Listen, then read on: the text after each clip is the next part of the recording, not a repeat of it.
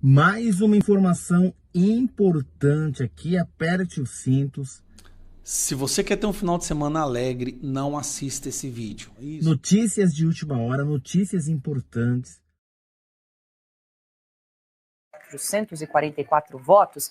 E nós vamos agora a Brasília, porque... É impressionante o que ele vai dizer aí. Surpreendeu muita gente com essas revelações. E o que podemos esperar sobre isso, hein? O que podemos esperar sobre isso? A pressão é grande. Para poder hoje sentar aqui diante das câmeras e prestar um esclarecimento a todos aqueles que acompanham. E ele não resistiu e falou claramente o que ele pretende fazer, o que pode acontecer. Eu vou deixar alguns vídeos, algumas notícias importantes aqui para você ficar atualizado. E antes eu quero pedir um favor para você, esmaga o dedo no like, deixe esse joinha para nós, para fortalecer o nosso canal. E se você quer ter conhecimento, atenção, você quer ter conhecimento e tem dúvidas sobre questões trabalhistas, hora extra, vínculo trabalhistas, intervalo, dano existencial, dano moral, indenizações, vai ter uma palestra gratuita e online agora dia 10 de fevereiro. É só entrar no grupo, o link está aqui embaixo. Entra no grupo e lá você vai poder já tirar suas dúvidas e participar dessa palestra informativa e gratuita. Vamos ao nosso giro importante. Olha só as revelações que o Bolsonaro fez. Fala pessoal, sejam bem-vindos a mais um vídeo aqui no canal. Mas antes desse giro, deixe o seu like, se inscreva no canal e ative o sininho. E também deixe aqui os seus comentários. Vamos ao giro de notícias atualizadas. Se você quer ter um final de semana alegre, não assista esse vídeo. Isso, passa para o próximo vídeo, não assiste isso aqui não, porque eu te garanto que se você é uma pessoa que tem esperança no Brasil, esse vídeo vai te deixar um pouco triste. Eu vou te apresentar uma pessoa, que é essa pessoa aqui, ó. O nome dela é Esther. Acho que você nunca tinha ouvido falar dela. Ela é ministra do governo Lula. Ministra da Gestão e Inovação em Serviços Públicos, Esther Dweck. Esther Dweck deu uma coletiva de imprensa hoje, tentando explicar mais um recorde do Lula, que é esse recorde aqui, ó. Estatais fecham 2024 com o maior déficit da história, diz Banco Central. Aí vem o gráfico, olha que gráfico bonitinho, né? 8,7 bilhões é o déficit do governo Lula, o dobro do déficit da Dilma no pico da nossa crise. Aquela crise absurda que a gente teve, tá? Lembrando que durante o governo Bolsonaro, olha só, lucro em 2021, 188 bilhões de reais, foi o lucro das estatais. No governo Bolsonaro, prejuízo de 8,7 bilhões, tá bom? E aí essa pessoa decidiu participar de uma coletiva de imprensa para explicar. Meu amigo, agora é sério. É a última chance que eu te dou, tá? Para você não ficar triste. Nós vamos ouvir agora ela explicando essa questão. Por favor, se prepara. Primeiro, não é rombo. Por favor, gente, não chamem de rombo. Então, por favor, não chame de rombo. Para de falar que esse governo está criando rombo nas estatais. Embora os números mostrem que é rombo, não fale isso. Agora ela vai explicar por que não é rombo. Já explicou isso. É bom lembrar. Hoje o que foi divulgado pelo Banco Central é o resultado fiscal das empresas, né? Que pensa só as receitas do ano e as despesas do ano. Tá. Peraí. Então o resultado de hoje, basicamente, é o tanto que as estatais recebem e o tanto que elas gastam. Se faz um comparativo e se percebeu que se gastou muito mais do que recebeu, que é a fórmula perfeita para a crise econômica, tá bom? Como eu já expliquei várias vezes, muitas despesas que são feitas pelas estatais são com dinheiro que estava em caixa e, portanto, ele acaba gerando um resultado deficitário. Só que essas empresas já tiveram rombo no ano passado. Olha só que curioso, ano passado as empresas já tiveram rombo, tá bom? Ou seja, não tinha nada em caixa. Fique bem claro isso. Ainda que as empresas tenham lucro. Né? O foco com os Correios é que isso seja uma empresa lucrativa. Né? Se vai ter déficit ou superávit, é o resultado das receitas do ano e das despesas do ano. É muito importante lembrar isso, não é um rombo. Das 11 empresas que têm déficit, que foram divulgadas hoje, 9 têm lucro. As empresas estatais voltaram a investir. Então a empresa tem déficit, mas tem lucro. Meu Deus do céu. Né? Os próprios Correios voltaram a investir. O Fabiano está explicando aqui toda a mudança que eles estão fazendo interna, de para onde a empresa está caminhando, né? Deixar de ter um grande foco, além, obviamente, do serviço universal de cartas, né, de entregas internas. Eles estavam muito focados nas compras internacionais. Ela está falando do Correios agora, tá? Correios. Vai sair uma bomba hoje ou amanhã sobre os Correios, que está quase entrando em insolvência. Olha, eu adorei o exemplo que ela deu, porque a bomba que vai soltar hoje ou amanhã vai acabar com esse discurso. Está mudando para ser uma empresa de logística nacional, de entregas nacionais. Lembra que o ministro queria colocar o Correios para tirar Uber? Lembra disso? Também, que faz parte desse processo e, obviamente, isso gera necessidade de investimento no parque tecnológico dele. Então, ele está fazendo uma série de medidas importantes e a gente já explicou isso. Então, o resultado hoje é só de déficit ou superávit, que é uma contabilidade puramente fiscal, só receitas e despesas no ano. Esse discurso dela foi um dos mais vergonhosos que eu já vi um ministro do Brasil falar. Não, as estatais estão bem. Sim, está gastando mais do que recebe, mas está no lucro. Como é possível isso? Eu não conhecia ela, juro para você, assim, não conhecia, fui conhecer agora e nunca mais vou esquecer dessa mulher. Por ter falado algo tão irracional, eu fico pensando, meu Deus. Aí a gente volta aqui, tá aqui, ó. Tá vendo isso aqui? Isso aqui foi o primeiro ano do governo Lula. Foi déficit também, acho que foi de 3 bilhões, ou seja, não tinha nada no caixa das estatais, agora foi de 8. Praticamente o dobro no governo da Dilma, que foi lembra daquela crise que o Brasil entrou num colapso? Lembra disso? A gente está na mesma posição agora. Ah, Gustavo, mas eu vi o IBGE falando que está tendo muito emprego, olha, muitos empregos novos foram criados. Qual IBGE? Esse que todos os diretores pediram demissão, porque o indicado que o Lula colocou lá criou um IBGE paralelo que cria números que não tem nada a ver com a realidade? Que buraco que a gente entrou. Eu vejo um negócio desse aqui, me dá uma tristeza. É triste, gente. Assim, é triste. Então, desculpa se eu estraguei o seu final de semana, mas sim, essa é a ministra da Gestão e Inovação em Serviços Públicos. Um abraço. 444 votos. E nós vamos agora a Brasília, porque a nossa repórter Berenice Leite conversou com o deputado Nicolas Ferreira, já repercutindo aí essa votação da Câmara dos Deputados. Vamos acompanhar. Bom, o resultado já saiu e, como previsto, Hugo Motta é eleito com uma votação expressiva, né, mais de 400 votos. O que o senhor espera a partir de agora? O senhor que presidia a Comissão de Educação, e como é que fica agora o partido a partir dessa nova legislatura? Sim. Primeiro ponto, deixar bem claro que eu presidi a Comissão de Educação não por um acordo meu feito anterior, foi me oferecido à Comissão de Educação e, por fim, aceitei. O que aconteceu nesse momento agora aqui na Câmara é que houve um acordo entre o presidente Bolsonaro e Hugo Motta. Não sei qual a totalidade desse acordo que foi acordado, mas espero que dentro desse bolo, né, de negociações tenha anistia. Existem pessoas que estão presas injustamente e a justiça urge para essas pessoas. Espero que tenha também a defesa das nossas prerrogativas, afinal de contas, a gente sabe que Zambelli agora, né, cassada pelo Tribunal Regional Eleitoral de São Paulo, assim como também Deltan Dallagnol, enfim, diversos parlamentares que sofreram abusos de poder, e a gente sabe que precisa dar um basta nisso.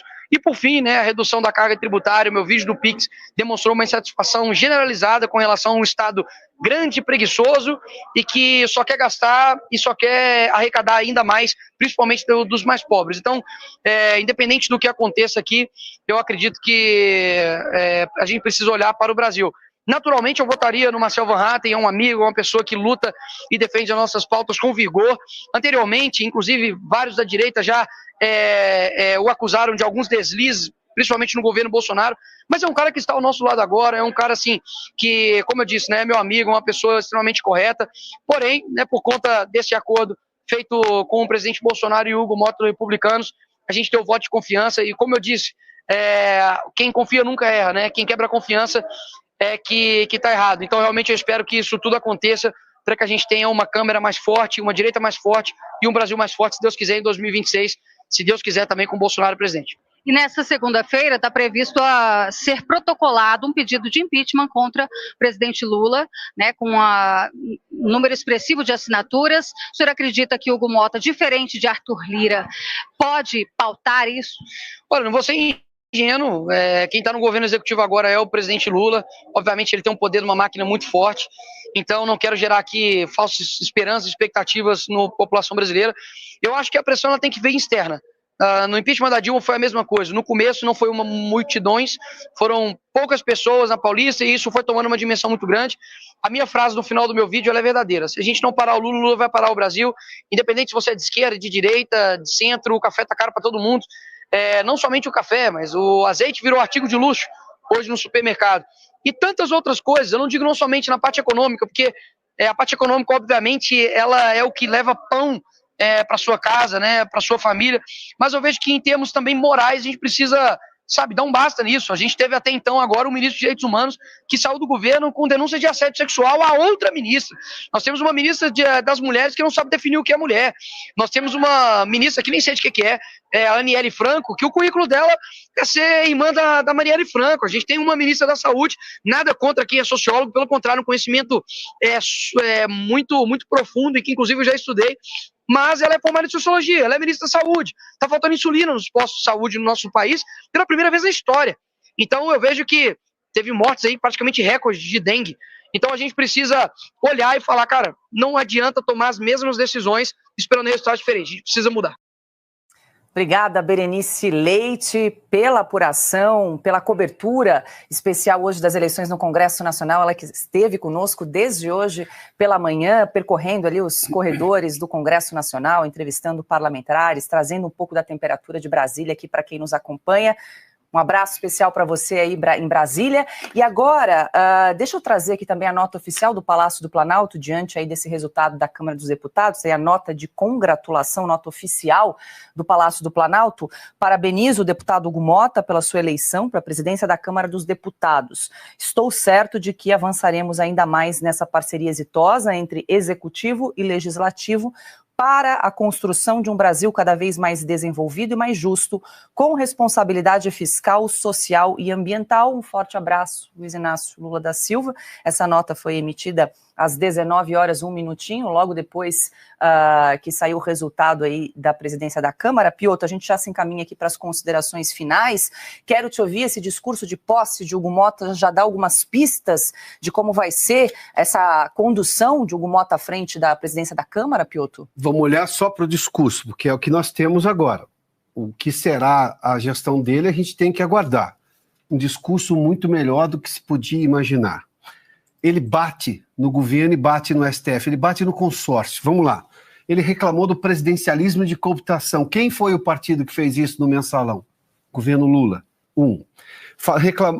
Elencou as emendas impositivas, ou seja, uma maior participação do Congresso na divisão, obviamente, e discussão do uso do dinheiro público. Veio do governo Bolsonaro. Aliás, o Paulo Guedes dizia assim, não, vamos dividir o orçamento. Só que, claro, com transparência, ele também fala do assunto.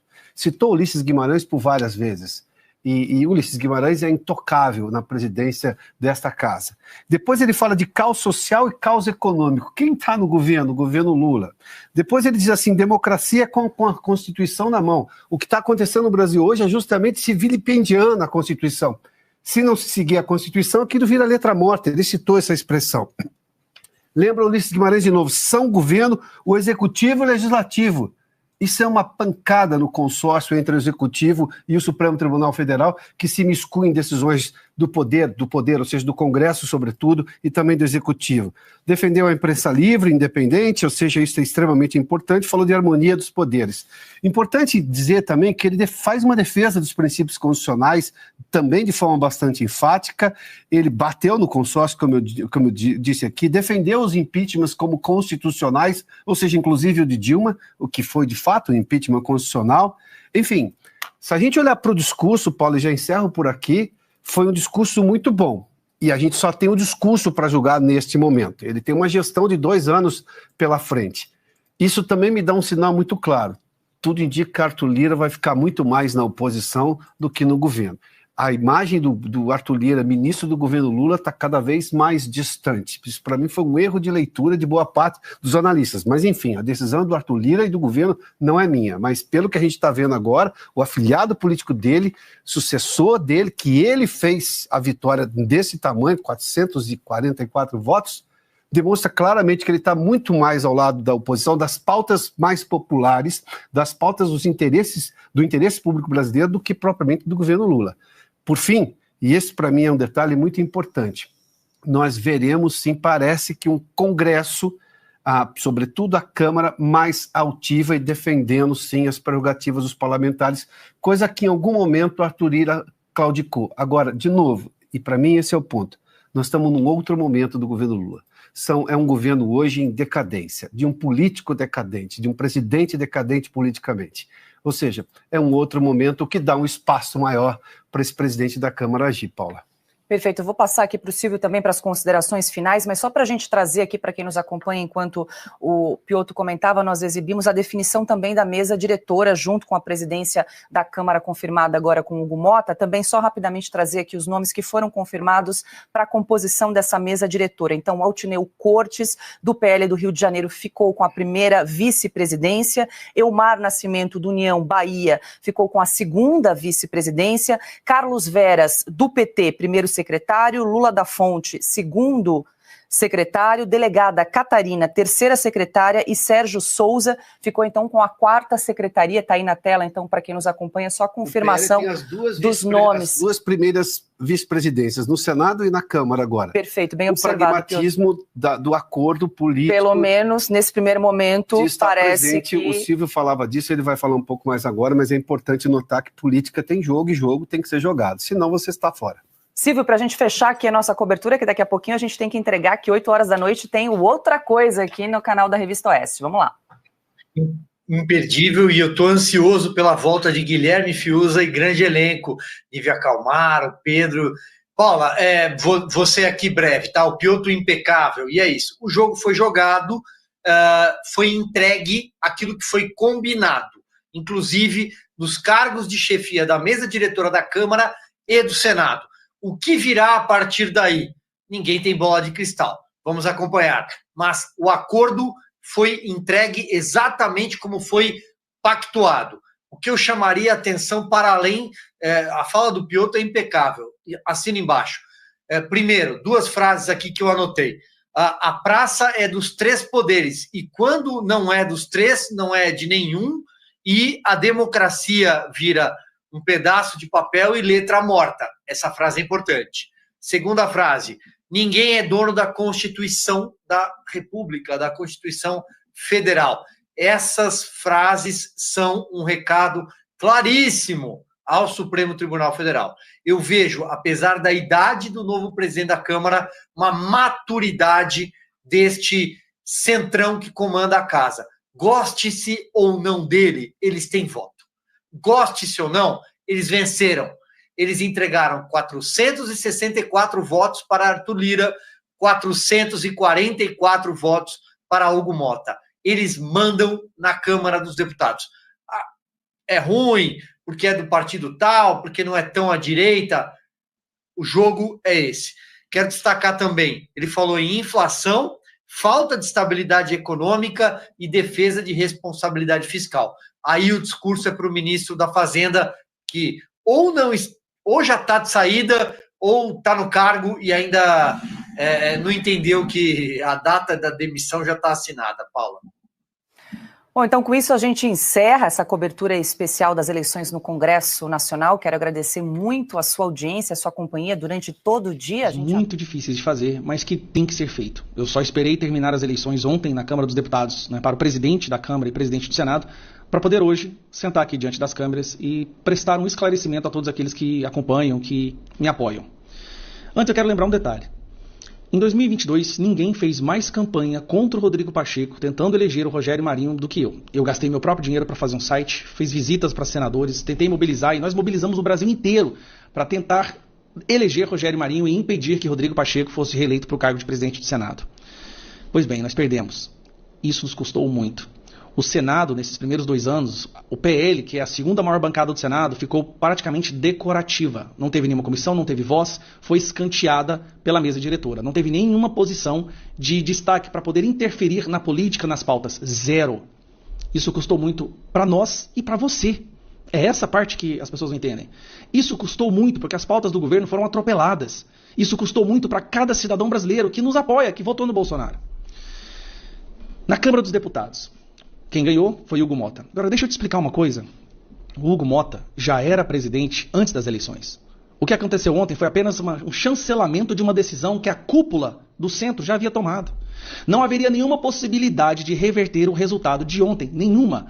Eu poderia ter feito outro site, todos nós poderíamos ter feito uma mega campanha para pressionar os deputados, mas como o voto é sigiloso, o voto é secreto, não mudaria o quadro final. Eu hoje sou um deputado federal graças ao Bolsonaro, ao presidente Bolsonaro. Eu devo a minha posição como político eleito hoje ao Bolsonaro.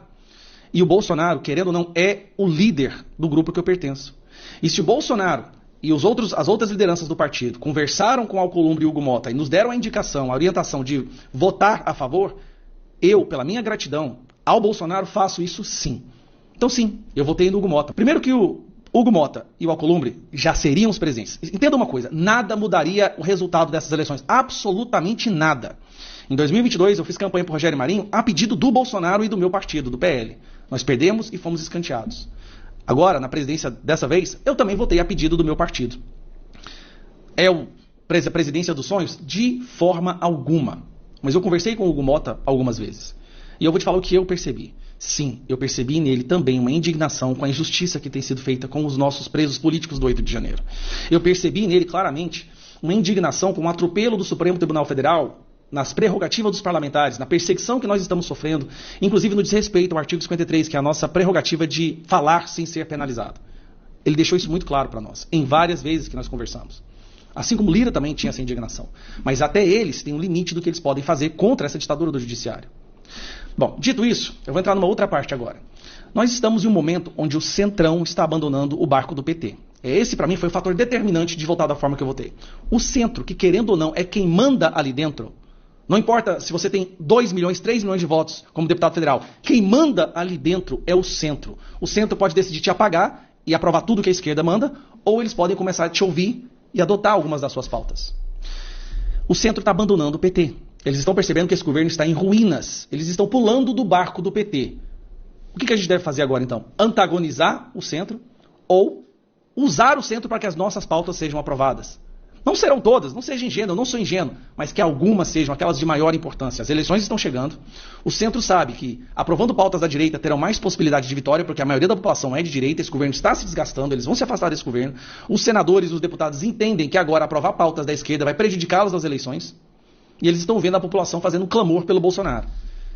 E o acordo, entre o acordo, o que me foi falado é que é retornar Bolsonaro a ser elegível novamente. E o Bolsonaro ficando elegível, os prisioneiros do 8 de janeiro serão livres, imediatamente como Donald Trump fez. Então, vou passar para vocês alguma coisa. Olha como é que está o governo agora. Isolado, Lula prioriza união com congressistas de sua base. De 513 deputados e 81 senadores, só 104 apareceram na reunião dele. Lula está perdendo o Congresso. E vai perder mais ainda, sabe por quê?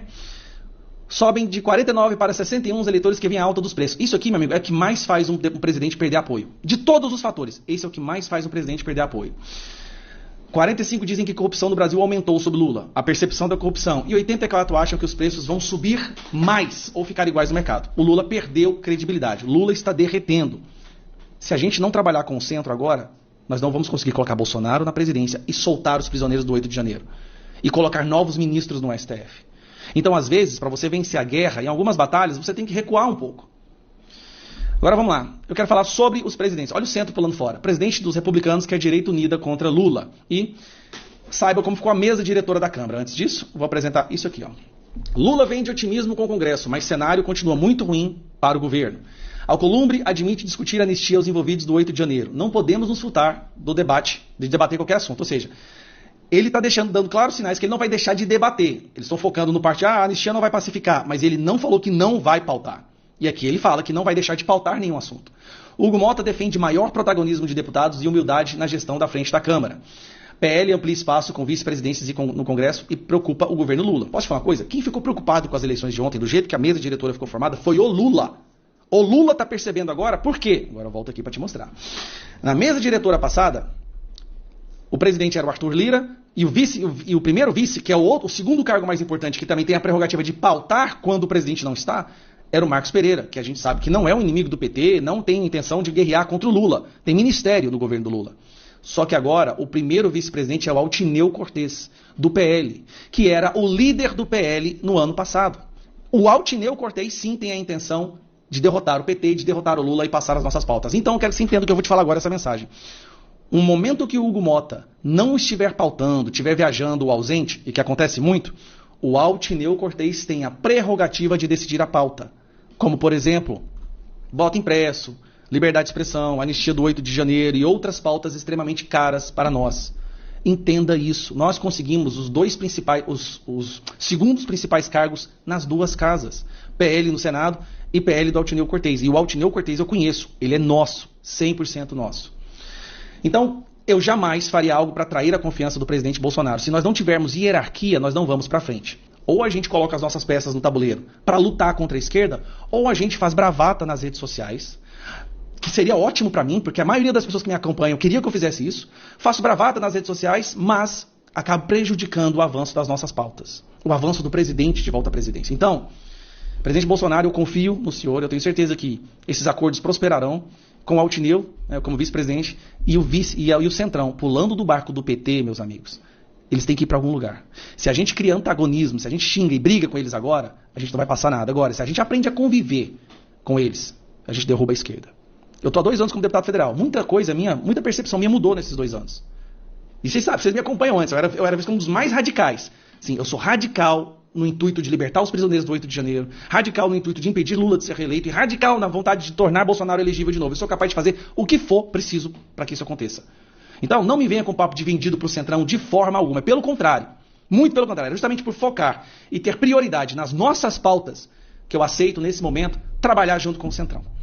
Essa é a verdade. E sem o Centrão, nada acontece. Seria maravilhoso quando o Bolsonaro, será, em 2026, quem votar no Bolsonaro tem que aprender a votar em deputados que o Bolsonaro aponta, que o Bolsonaro indica. Ele disse, me dê metade da Câmara e metade do Senado e eu resgato esse país. É isso que a gente tem que focar agora. Fazer senadores e deputados federais que consigam formar metade das casas para que a gente não precise fazer o que nós fizemos ontem. E se ontem nós tivéssemos jogado esta carta, esses próximos 2 anos o Lula resgataria prerrogativas, resgataria a dominância e destruiria a direita nas eleições de 2026. É isso que vocês querem? Então eu sei que muita gente vai me xingar, muita gente vai me bater, mas eu tive que me posicionar. Um grande abraço.